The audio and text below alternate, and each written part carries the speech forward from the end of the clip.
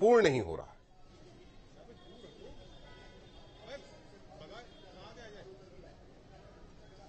बिल्कुल सही है राहुल। देखिए, अगर यही ट्रेंड बरकरार रहा तो इसमें कोई दो राय नहीं कि भारतीय जनता पार्टी के जो सपने थे वो चकनाचूर हो जाएंगे। जो 80 प्लस का नारा दिया था बीजेपी ने, वो नारा कहीं ना कहीं फेल हो जाएगा। लेकिन हमें ये भी याद रखना पड़ेगा, और जैसा कि अनुपम जी भी बता रहे हैं कि 2022 में मुझे भी याद है कि जब मतगणना शुरू हुई तो मतगणना की 1 घंटे तक जो स्थिति थी, जो अभी आपको ट्रेंड दिख रहा है, कुछ ट्रेंड ऐसे ही दिखा।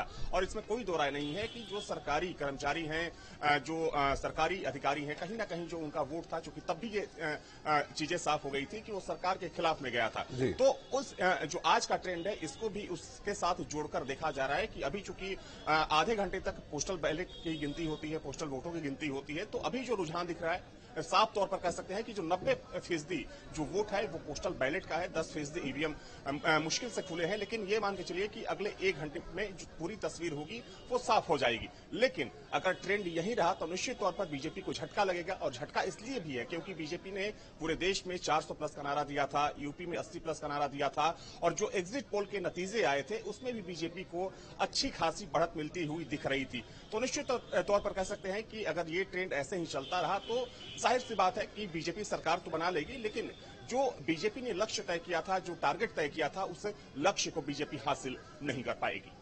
ठीक है प्रशांत उमराव जी, हालांकि आप तो उम्मीद करेंगे कि ज्यादा ही हो।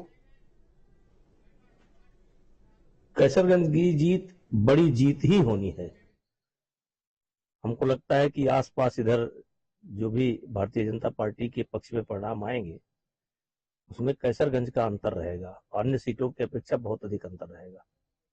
अच्छा, विपक्ष इस तरीके से कह रहा है कि इंडिया गठबंधन की सरकार बन रही है, ये पेशबंदी कर रहे हैं, ये हल्का बयान है।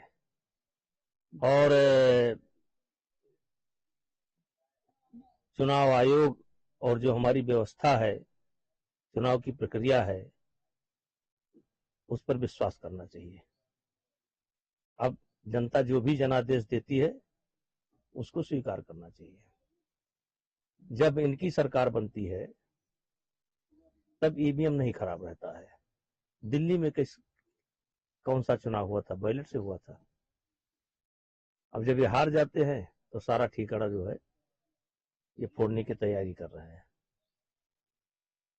अच्छा, जिस तरीके से जयराम नरेश ने ये कहा है कि जो कार्यकर्ता हैं वो अलर्ट रहे, और अमित शाह ने 150 जिलाधिकारियों को फोन करके दबाव बनाने की कोशिश की है, क्या लगता है आपको कि ये बयान किस तरीके से? देखिए, कार्यकर्ता सतर्क रहें, ये बयान तो अच्छा है।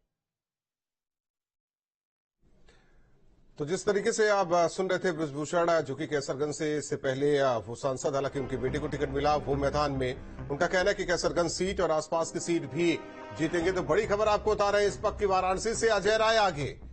तो यहां प्रधानमंत्री मोदी, लेकिन वाराणसी से अजय राय आगे। कांग्रेस प्रदेश अध्यक्ष अजय राय, जिन्हें वाराणसी से उतारा गया, हालांकि पिछली बार भी वो उतरे, हारे, लेकिन यहां जो अभी तक रुझान है उसके मुताबिक वाराणसी से अजय राय आगे। तो बड़ी खबर आपको बता रहे हैं। लेकिन अभी जिस तरीके से आगे ईवीएम और भी खुलेंगे तब देखना होगा कि क्या यही बरकरार रहता है। प्रशांत उमराव जी, सवाल आपसे था कि जो उम्मीद किए थे वो उम्मीद पूरी नहीं हो रही उत्तर प्रदेश में, हिंदी बेल्ट में खासकर अगर कहें तो झटका जो लगेगा उत्तर प्रदेश से लगेगा क्या आप लोगों को? बैलेट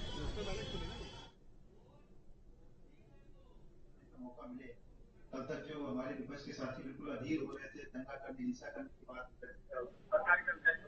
और एक दो घंटे प्रसन्न होना चाहते हैं, कुछ उनको खुशियां मिलना चाहती नहीं चाहती, तो उनको स्वागत करता हूँ। मैं नहीं चाहूंगी देश में इस तरह कोई हिंसा बढ़ते या कोई दंगे जैसी स्थिति या परिस्थिति आए, किसी लोगों की जान जाए, जिस तरह से बंगाल में होता है।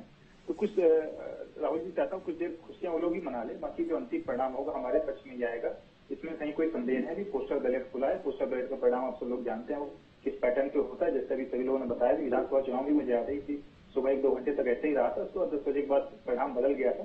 10 बजे तक आप वेट करिए, 10 बजे के बाद जो है ये ग्राफ हमारा वाक्य। कहना क्या चाह रहे हैं मेजर आशीष जी? थोड़ी खुशी बना लीजिए, मुसीबत के पहाड़ टूटने वाले।